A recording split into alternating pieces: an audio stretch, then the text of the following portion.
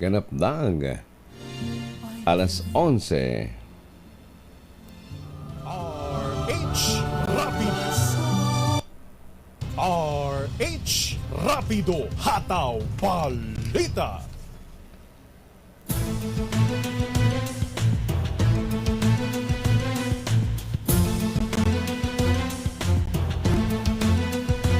Narito ang pinakahuling balita hanggang sa mga oras na ito.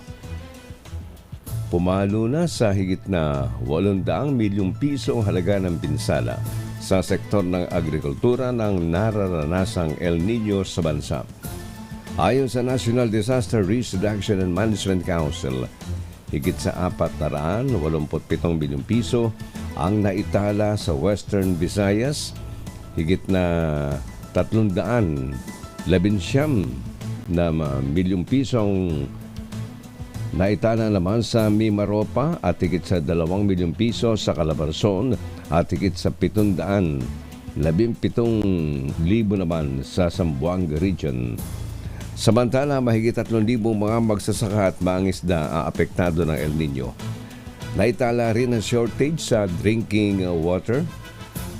Ang 6 na barangay sa Himaymayan, Negros Occidental mula pa noong December 2023.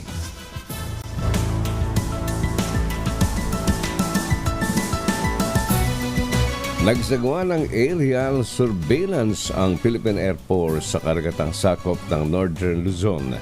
Ayon kay spokesperson Colonel Maria Consuelo Castillo, base ito sa direktiba ni Defense Secretary Gilbert Teodoro na dagdagan ng presensya ng mga sundalo sa dulong hilaga ng bansa. Kasama sa kanilang inspeksyon ang bahagi ng Itbayat, Sabtang at Babuyang Island. Sinabi ni Castillo na wala namang namomonitor na aktibidad o significant sightings na nakita ang kanilang mga tauhan sa nabanggit na area. Mula sa DZRH News Center, ako po si Andy Verde. Patuloy sa pagbabalita, patuloy sa serbisyo, sama-sama tayo, Pilipino.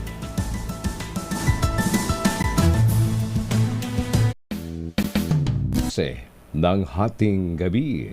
RH Rapido Hataw Balita.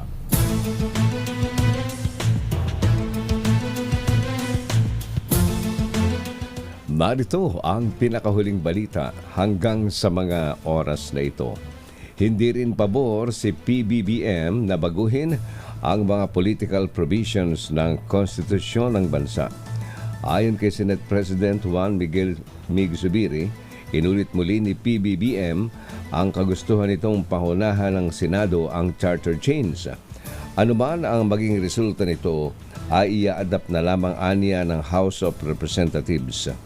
Dapat din anyang isabay ang plebisito sa Chacha sa 2025 midterm elections dahil masyadong magastos kung ihiwalay pa ito. Dagdag pa ni Zubiri, senyalis ito mula sa Pangulo na hindi dapat madaliin ang talakayan sa Chacha.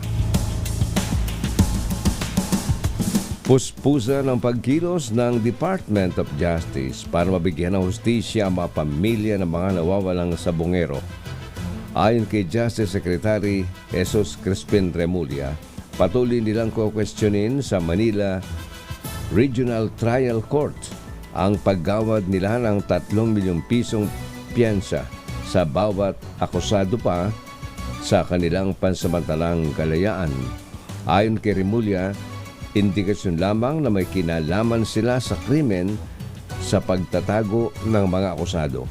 Kaugnay nito, magkakaroon muli ng pagpupulong ang DOJ kasama ang mga pamilya ng mga nawawalang sabongero para sa kanilang mga susunod na hakbang sa investigasyon.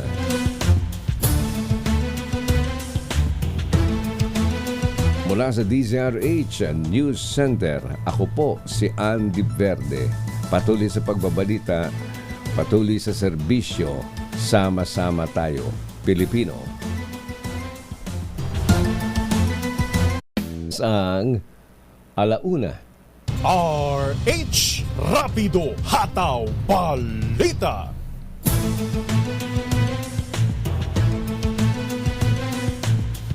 Narito ang pinakahuling balita hanggang sa mga oras na ito. Pinaiimbestigahan ngayon sa Senado ang kakulangan sa mga medical facility at health professional sa mga top tourist destination sa bansa. Sa inihaing panukala ni Senate President Juan Miguel Zubiri, titiyaking mayroon akses sa medical services sa mga turistang dumadayo sa ating mga tourist spot. Ayon kay Zubiri, problema pa rin hanggang sa ngayon ang kawalan ng maayos na ospital sa mga tourist destination. Sabi ng senador, dapat pagtuunan ng pansin ang sektor ng kalusugan kasabay ng pagpapalakas sa turismo ng bansa.